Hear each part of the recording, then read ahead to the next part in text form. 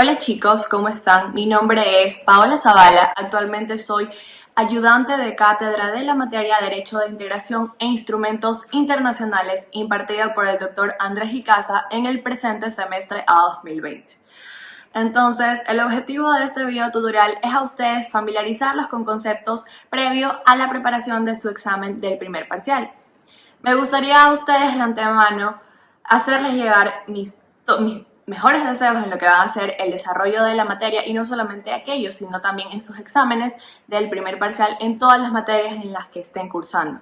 Independientemente de lo que he dicho, también me gustaría que ustedes sepan y reciban mis felicitaciones con respecto de la decisión de seguir estudiando. Como sabemos actualmente, el mundo se ha visto golpeado, no solamente golpeado, frenado a raya por una pandemia que ha afectado no solamente a nuestro país, ni de manera personal, ni de manera económica a todo el mundo, sino que también ha provocado distintas pérdidas y muchas otras situaciones que se han derivado del tema, como es la evolución de la misma educación. Se ha visto que la educación ha tenido que evolucionar e innovarse en lo que es la vía online. Entonces, la decisión de seguir estudiando pese a las distintas trabas que se están dando en la sociedad es una decisión a la que hay que sacarle provecho. Desde ello, me gustaría iniciar la materia con un esclarecimiento de cómo surge, de cómo nace, de dónde viene en lo que es el derecho de integración y en qué yace. Obviamente sabemos que el derecho de integración yace en lo que es el derecho comunitario. Pero a manera de eso, la historia misma nos cuenta cómo nace lo que es la misma integración. Después de la Segunda Guerra Mundial, a raíz de que no solamente se hablaba de una vulneración a nivel macro de derechos humanos con respecto de los países que quedaron devastados y hablando de un genocidio a nivel masivo, los países tenían la necesidad, países no solamente en vía de desarrollo, sino que países subdesarrollados y desarrollados, tenían la necesidad de restablecer las líneas de comercio e inducir a sus mismos mercados en una evolución. Y es de ello que nace la misma integración. A raíz de que no consta en ningún texto bibliográfico exactamente lo que es derecho de integración, nos hemos obligados a esbozar un concepto en lo que consiste derecho de integración. Entonces, derecho de integración es el conjunto de principios, preceptos y reglas que regulan las relaciones entre los estados, que se encuentran inmersos en procesos de conformación de bloques o de uniones. Recuerden que hablamos de una uniformidad con respecto a de todos los países, económicamente comerciales, los mismos que conllevan a todas las demás áreas relacionadas con el convivir y normas de buen vivir social de sus habitantes. Respecto de ello, la abogada Beth Ann Gray señala lo siguiente, y es que el derecho de integración o integración económica como tal sería el conjunto de normas que regulan la conducta de los estados en cuanto a la integración o integración económica. Vean ustedes cómo el concepto económico se vuelve esencial dentro de lo que es la misma conceptualización de la rama. Entonces, como ya lo mencioné anteriormente, el derecho de integración yace de lo que es el derecho comunitario mismo. El derecho comunitario se define como el conjunto de normas jurídicas dictadas por bloques o comunidades o naciones, países desarrollados o en subdesarrollo con el fin de lograr un proceso de integración exitoso. ¿Cómo se ve un proceso de integración exitoso? Mostrando la unidad, la uniformidad de los países con respecto de las mismas líneas, normas que rigen para el comercio que se vuelve obligatoria para el comercio dentro de esos países. Una vez familiarizados con los conceptos que van a ser de importancia dentro de la materia, es importante abordar las clases de integración.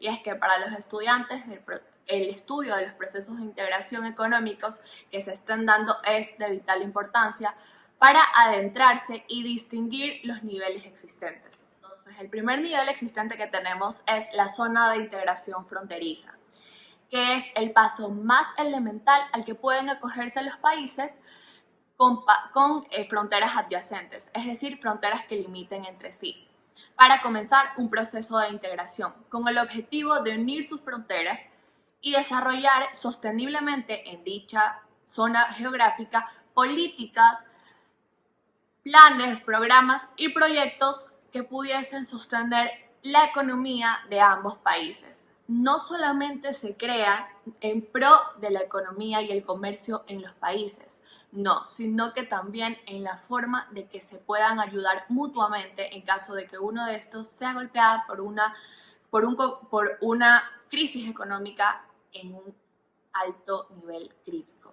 Entonces, otro de los puntos de los que abordan las zonas fronterizas es que no solamente tienen como unidad el comercio, la ayuda mutua, el beneficio mutuo, sino que también la misma vida de sus habitantes, en razón de que se unifique los mismos países. Entonces, una forma de integración es un ejemplo, de esta integración es la Decisión Andina 501, aprobada actualmente por el Consejo Andino de Ministros de Relaciones Exteriores de la Comunidad Andina de Naciones. Recordarán ustedes que dentro del desarrollo y dentro de sus clases habituales, la Comunidad Andina de Naciones ha sido un proceso de integración estudiado al que el Ecuador es un país suscriptor. El Consejo Andino de Ministros de Relaciones Exteriores se forma de los 4 ministros de Relaciones Exteriores de los países miembros, que actualmente está Ecuador, Perú, Chile y Colombia, que vamos a abordar más adelante. Otro de los tipos y clases de integración que vamos a estudiar es la zona de preferencia arancelaria, que consiste en el acuerdo entre 2 o más países con el objetivo de realizarse rebajas arancelarias.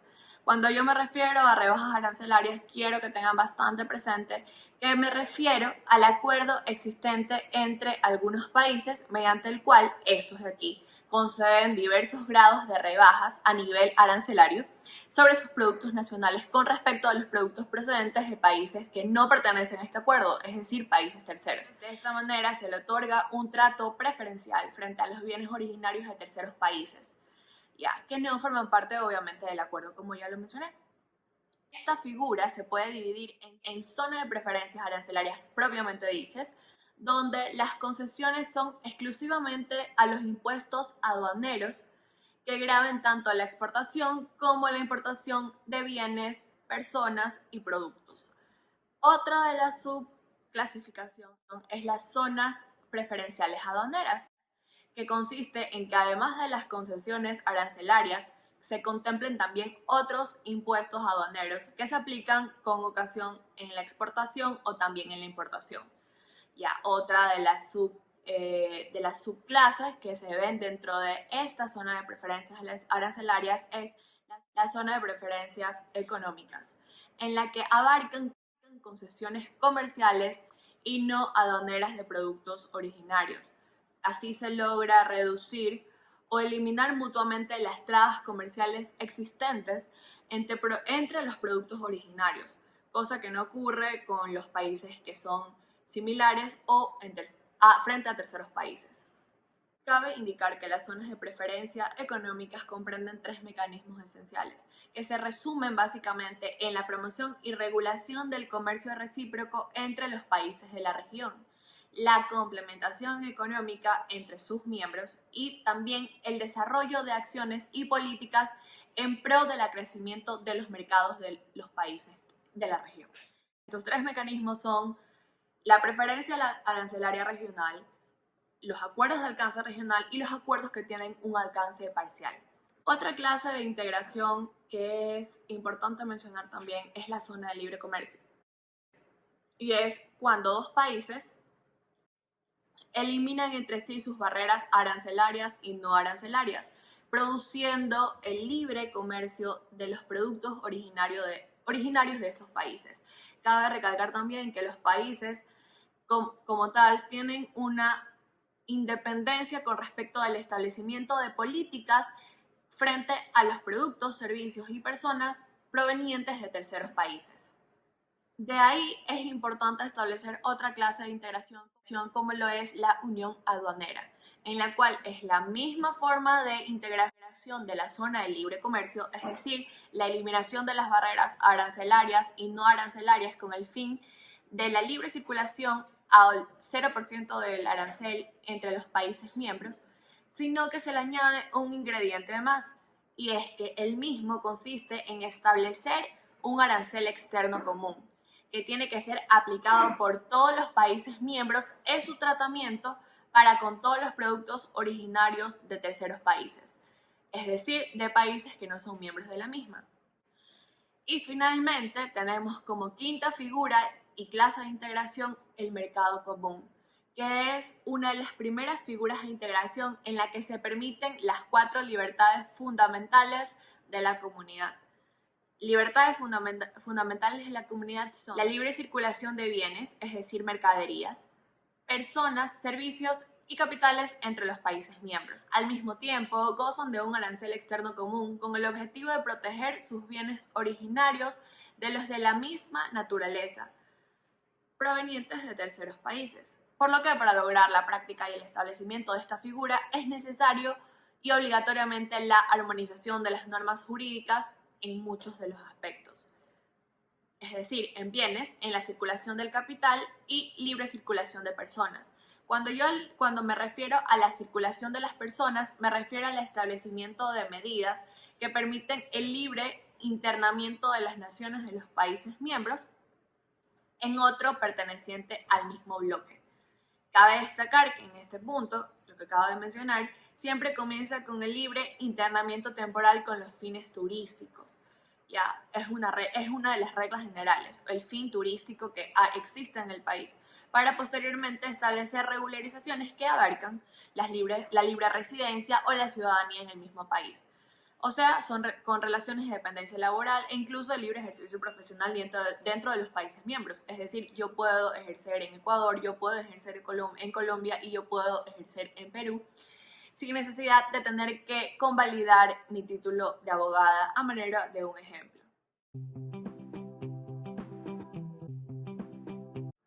Bajo el lineamiento del sílabus de nuestra materia, es prudente que nosotros ahora abordemos los distintos procesos de integración que se han estudiado a lo largo de toda la materia, es decir, el primer parcial de la materia. Entonces tenemos como primero la Asociación Latinoamericana de Libre Comercio, o también conocida como la ALAL, que sirvió como base de creación para la ALADI, que se denomina así por su nombre, Asociación Latinoamericana de Integración.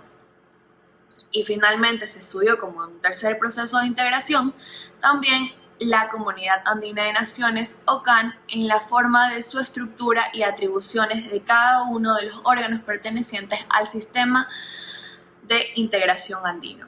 Comencemos explicando la importancia de estos procesos de integración, y es que radica principalmente en que estos procesos de integración fueron los primeros pasos, los primeros peldaños de la humanidad dentro y en la forma de crear un mercado común, donde no solamente primaba la uniformidad de los derechos, sino la armonización de las mismas normas que regulaban el comercio de los países miembros.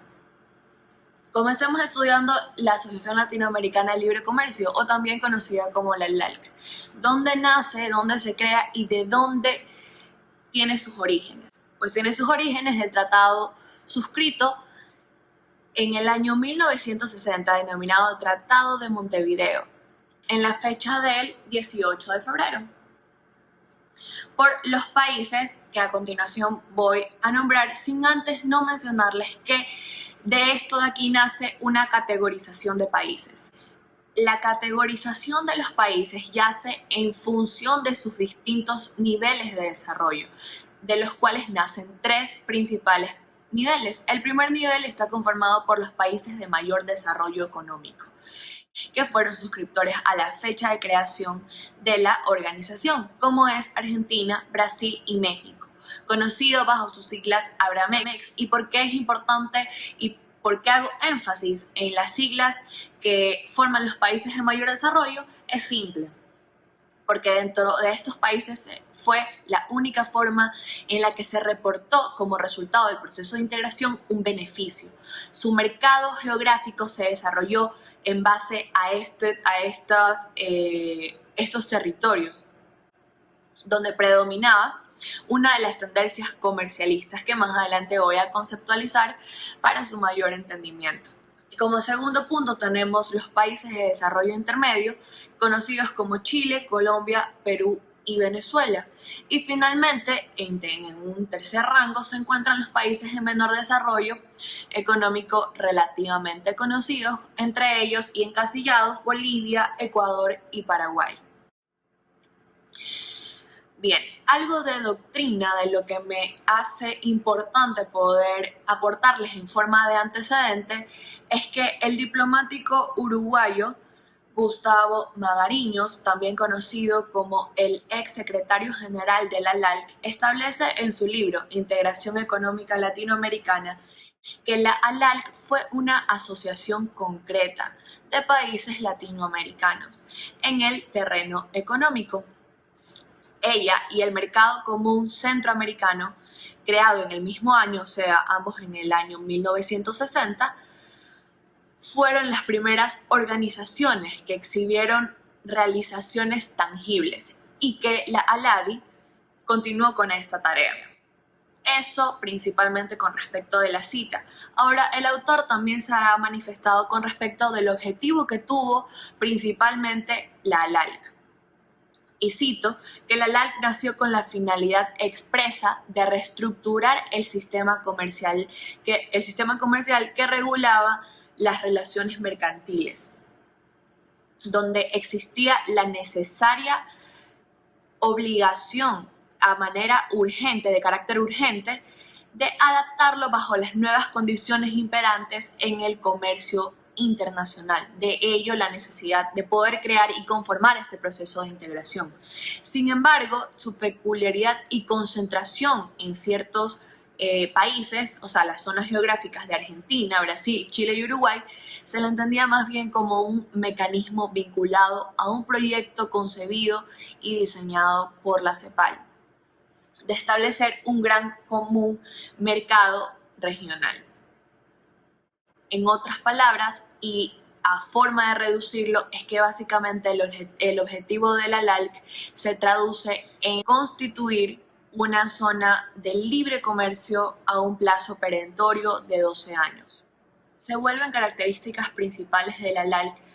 Primero, que tuvo un enfoque de integración comercial que no corregía, sino que más bien incrementaba las asimetrías entre los países miembros en base a su funcionalidad y su desarrollo, encasillados según la categoría de los países que se reportó dentro del proceso de integración.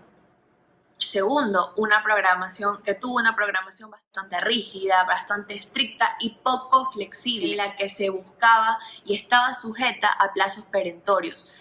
Esto va de la mano con el objetivo principal que reportaba la organización, y es que se creía que podía llegar a tenerse de forma utópica un mercado común de aquí a 12 años. Y finalmente tenemos como tercera característica es que su desarrollo se da en un enfoque y en una zona geográfica donde prácticamente no se reportaban relaciones preexistentes de líneas de comercio importantes. ¿Cuál fue el espacio geográfico en el que se desarrolló? Como lo mencioné anteriormente, dentro de los países de mayor funcionamiento, de mayor desarrollo, como lo son Argentina, Brasil y México, catalogados, según la organización, como países de mayor desarrollo en el primer rango. Como todo proceso de integración, este de aquí reportó resultados con respecto a su funcionalidad, y durante este tiempo se observó que principalmente se generaron algunas corrientes comerciales que no eran distribuidas equitativamente, y que posteriormente servirían como una de las principales circunstancias por las que dejó de funcionar la ALALC. Entre ellas encontramos la tendencia desarrollista y la tendencia comercialista. La tendencia desarrollista se enfocaba en que básicamente el objetivo principal de la ALALC era el desarrollo armónico y equilibrado de las distintas economías participantes, puesto que esto que acabo de nombrar es el objetivo principal y final de todo proceso de integración. Un desarrollo armónico, equilibrado, uniforme y continuo en todas las economías intervinientes. Y de cara a esta tendencia, encontramos la tendencia comercialista, que en cambio se refería a que el objetivo principal de la LALC era un intercambio netamente mercantil. ¿A qué me refiero a un intercambio netamente mercantil? Es que sin importar la obtención de un desarrollo asimétrico, imperaba principalmente el resultado de esa política que se había acogido o a la que se habían acogido los países miembros.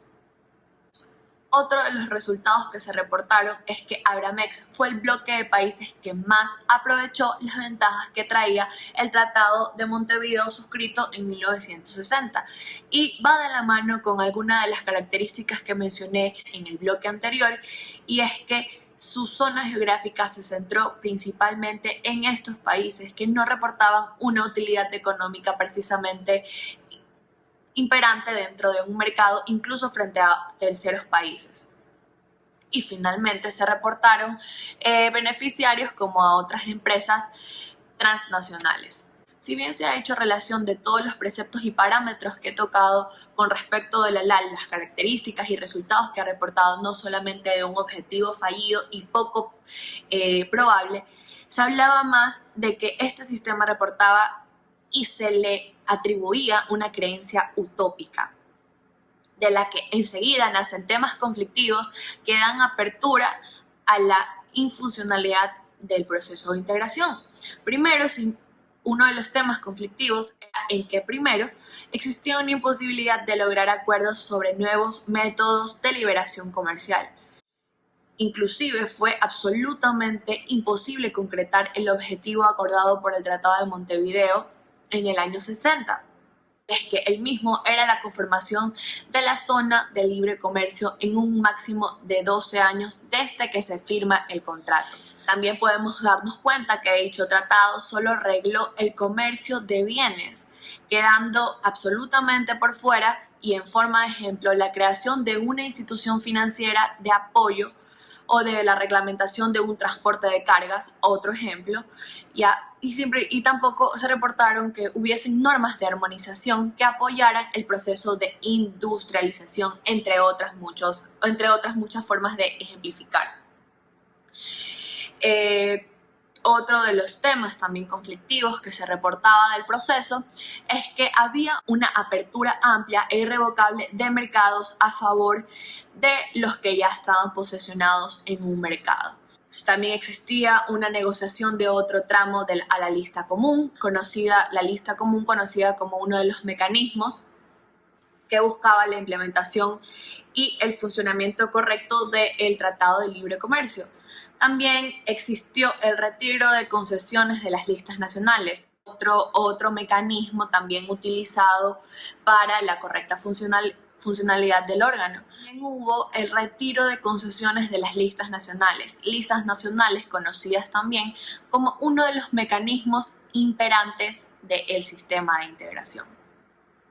También existieron diferencias conceptuales entre los países Abramex, es decir, Argentina, Brasil y México, y los países de la comunidad andina. En este caso eran conocidos los países andinos como Colombia, Ecuador, Perú, Venezuela, Chile y entre otros más.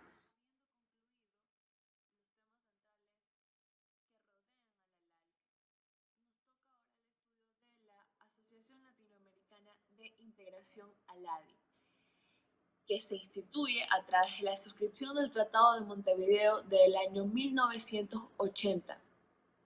Y es que, como recordarán, la ALALC, un proceso de integración fallido, se regocija de sus reformas en la nueva constitución de la ALADI. Y es que prosigue con el proceso de integración encaminado por esta misma, denotando así que la LALC tuvo únicamente funciones hasta la década de los 70. La LADI establece un área de preferencia económica con vistas a constituir de manera gradual programas en pro de un mercado común.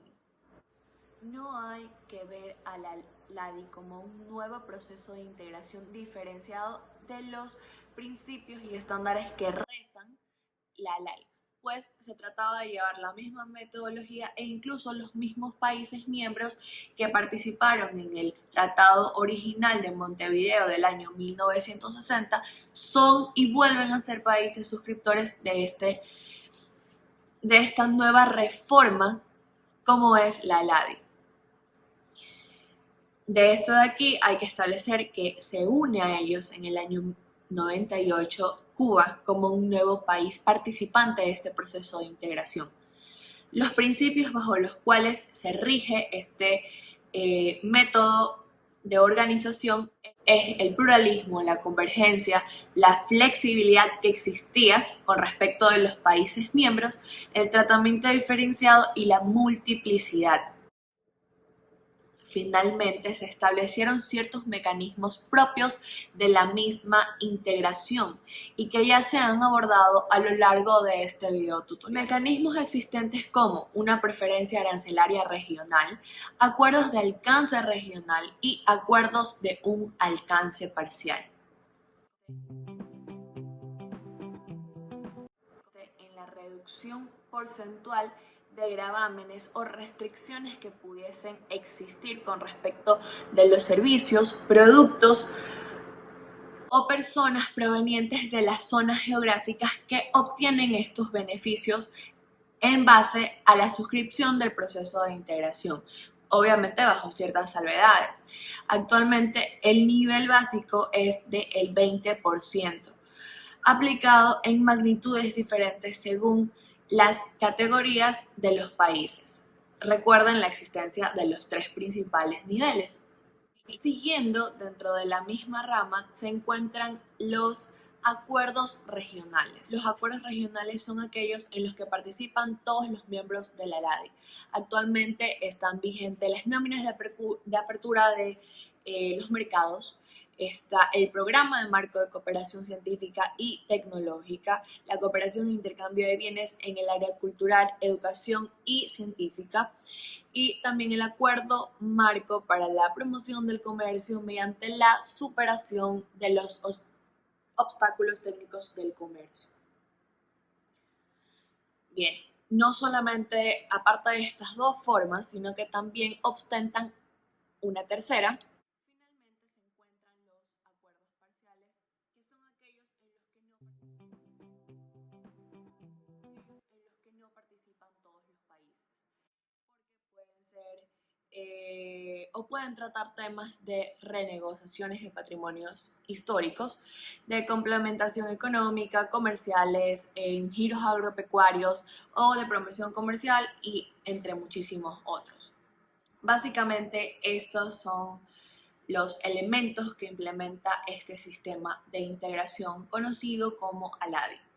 Sin más que añadirle a esta figura y no dándole paso a un estudio a fondo debido a que presenta ciertas similitudes con lo ya explicado anteriormente, es conveniente ahora pasar al estudio de la Comunidad Andina de Naciones, como conocido bajo las siglas la Comunidad Andina de Naciones, conocida también como otra forma de integración sudamericana, tiene sus orígenes en el Acuerdo de Cartagena, firmada originalmente por los países Perú, Bolivia, Ecuador, Colombia y Chile en la fecha del 26 de mayo de 1969 bajo el nombre y suscripción de Pacto Andino, que posteriormente pasaría a llamarse la Comunidad Andina de Naciones.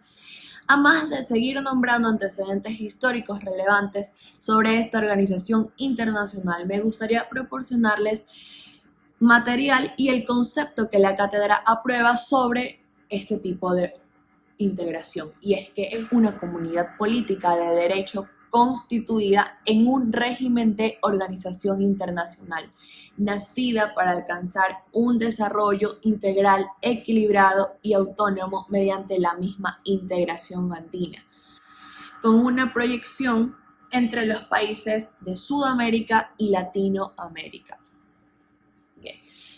Antecedentes históricos relevantes de esta integración son que Venezuela se une al Pacto Andino en 1973 y posteriormente se retira de forma permanente en el año 2006 debido a que Hugo Chávez, presidente de la época, decide y señala que los acuerdos de tratado de libre comercio no eran compatibles con las necesidades y la producción del país.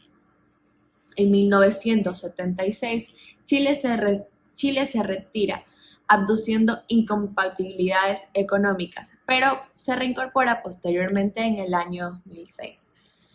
Esto tiene su fundamento debido al gobierno de Pinochet, gobierno militar, en el que se prohibía las comercializaciones con terceros países en razón de que se creía que la materia prima que el país producía debía quedarse en el mismo país. Siguiendo en la línea del tiempo, en el año 1979 se crea mediante tratado el Tribunal Andino de Justicia, uno de los órganos con única jurisdicción dentro de todos los países que rige y crea normas en pro de la comunidad. El Parlamento Andino también fue otro de los órganos que se crea y el Consejo Andino de Ministros de Relaciones Exteriores, siendo estos tres los más importantes dentro del sistema de integración andino. Organismos y órganos más importantes. Sin perjuicio de ello, también constan en el pacto original, suscrito en la fecha original de creación de este proceso de integración. En el año 1993 entra en funcionamiento la Zona Andina de Libre Comercio entre los países miembros y en el año 1994 se aprueba el arancel externo común entre estos países que todavía reportaban una suscripción ante la comunidad. En el año 1992,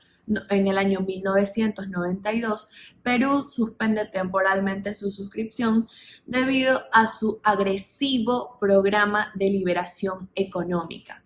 Y en 1997 se reintegra, pero no bajo la salvedad de que ahora iba a ser un país únicamente país o miembro asociado.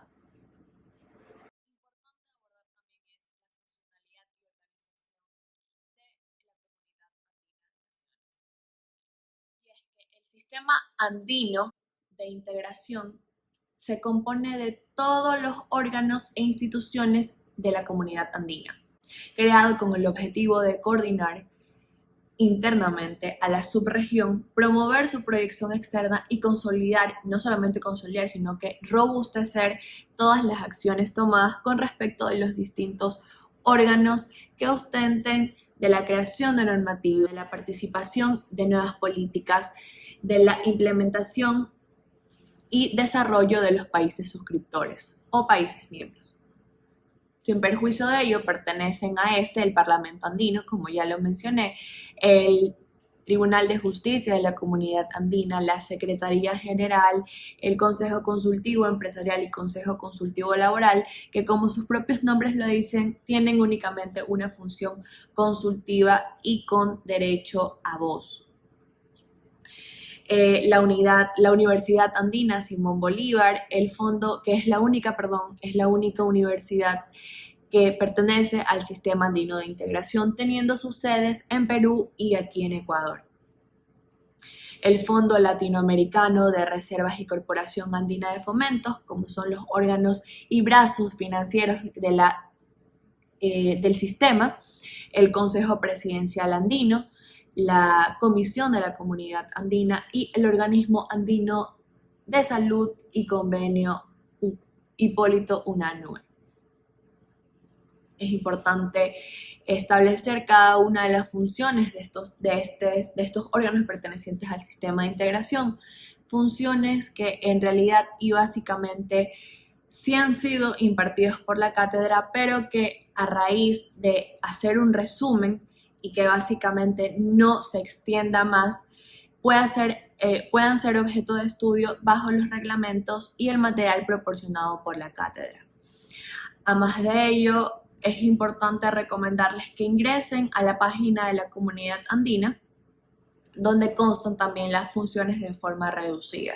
Una vez dicho eso, y a manera de concluir esta inducción con respecto a la materia, es menester señalarles la importancia del estudio del material proporcionado no solamente por la cátedra, sino que también fomentar la participación de ustedes en acrecimiento a su criterio personal, a su misma educación. Sin perjuicio de ellos, mi recomendación es que estudien las distintas lecturas que se les ha proporcionado, las diapositivas sobre los temas que se han abordado, las exposiciones de sus compañeros con respecto a las decisiones andinas que regulan y que son de aplicación directa dentro de nuestro mercado y sistema, como es Ecuador. Independientemente de ello, la participación en los foros y los temas que se han discutido han servido para que ustedes no solamente tengan ni se queden con el recorte de información que la cátedra les proporcione, sino que es importante que ustedes como alumnos investiguen, se informen sobre cómo funciona la sociedad en este tema. Es un ámbito muy importante el mercado y el funcionamiento de las relaciones internacionales. Está de más decirles otra vez que extiendo mi suerte y espero que de verdad les haya servido. Estoy abierta para cualquier tipo de consulta o algún tema, concepto que no haya quedado claro con respecto de lo que he tocado en el video. He tratado de ser lo más simple, lo más sencillo, tratar de usar términos que ustedes puedan utilizar y que no se les haya sido de complejo entendimiento. Sin más que agregar, creo que solamente me queda agradecerles por el tiempo que se han tomado en ver el video, en tomar apuntes si así lo han preferido. Indistintamente de esto, desearles a ustedes que se encuentren en las mejores condiciones por la actual vivencia. Entonces, muchísimas gracias. Vuelvo y repito, estoy atenta a cualquier duda que ustedes tengan. Gracias.